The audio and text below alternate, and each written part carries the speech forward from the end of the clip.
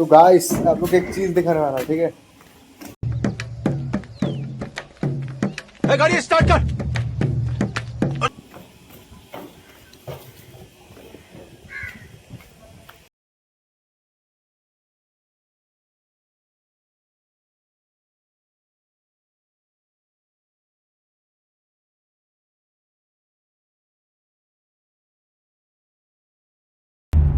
क्यों हिला डाला ना। কমেন্টে বলো তো ফ্রি ফায়ারে কোথায় আছে এই জিনিসটা, ফ্রি ফায়ারে।